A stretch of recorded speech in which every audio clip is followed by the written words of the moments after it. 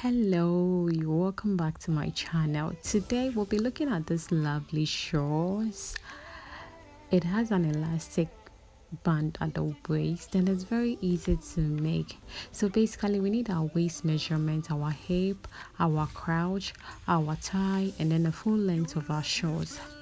So to get the folding for the front, all you need to do is to divide your biggest measurements by 4 and then you add 4 inches to it. And so that's what I did.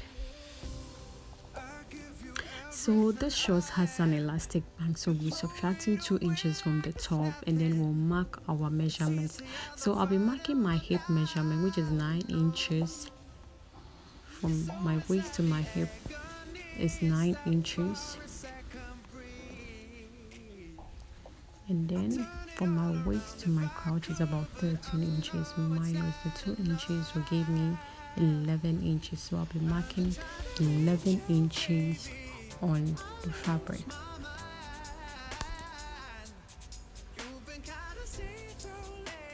I'll be marking the 11 inches on the fabric.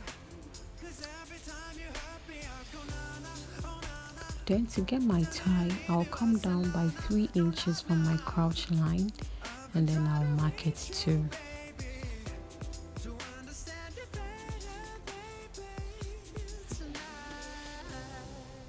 So remember there's no dot, so we'll be putting in our hip measurement, which is 44 divided by 4.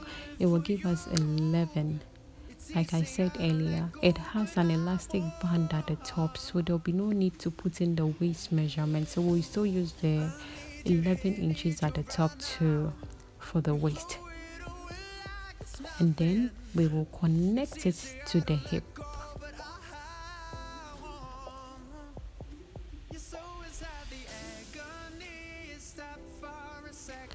So we'll also connect the same 11 again on the crouch line, but to get the crouch extension we will divide our hip measurement, which was 11 divided by 4, and that one will give us 2.75. so I'll mark it there, and then I'll come in by 1 inch. Then you can even use your curve ruler to curve it in nicely, and then that will be our crouch extension. Then to get our thigh circumference, my thigh circumference was 25 divided by 2 will give me 12.5, and so I'll mark it and then I'll connect it to my crotch extension and then connect it again to my hemline. Then I'll be done with the front pattern. For the back pattern, we'll use the front and then we'll make sure that there's more than about 3 inches at the front there. So I'll connect my crotch extension at the 2.75, but for the front I'll add 2 inches to the front, and then I'll add another 2 inches to the inner thigh too. This will make out for the allowance. And for the back, the back is not the same as the front. And another thing we'll be doing is to add 2 inches to the top, so that when you sit it will not show your backside. And so we'll add 2 inches at the top and we'll slant it and connect it to the waistline. It's the same waistline we are connecting it to. It's just 2 inches higher because of the butt, and that will be it. Then we can cut it out.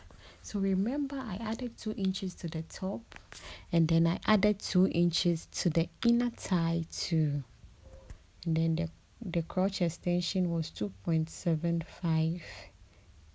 You can do the measurements, but for the 2 at the top and the 2 at the inner thigh, it runs across for most sizes. So I'm going to cut the back pattern. then I can use it. I can bring both sides together and I sew it. I sew the crotch line and then the sides too. Then I'll measure the waist. Then my waist is the same as my hip. Remember, we used 11, and so I'm going to measure it, and I'm going to have a band of the width will be 5 inches folded into 2, and then I'm going to sew it at the inside. I'll be leaving a small space at the outside so that at the side so that I can pass my elastic through it. So I'll secure my elastic with a safety pin, and then I will pass it through it gradually, and I'll push it through it. So I reach the end of the shorts. So basically I'm just passing it through it so that I can reach the end.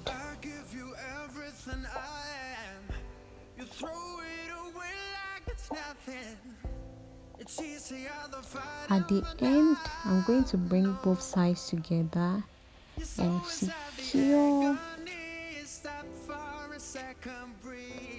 I'll make sure I bring both sides together.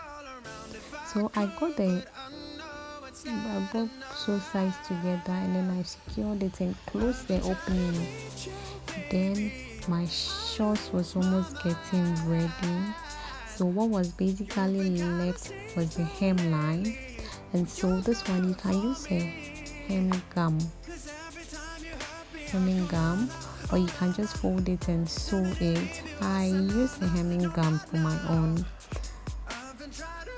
and then because I thought it was a little easier to, and then that was it. It was basically done. So as you can see in the picture, it's basically done, and it's so comfortable. Even without a zipper, you can just wear it. So I had to wear it for you to see, and you can see how it looked like. It fitted me perfectly. If I didn't tell you, there was no difficulty in wearing it, so it was very comfortable too. So subscribe to my channel if this video was helpful. Thank you for watching. Bye. See you in my next video.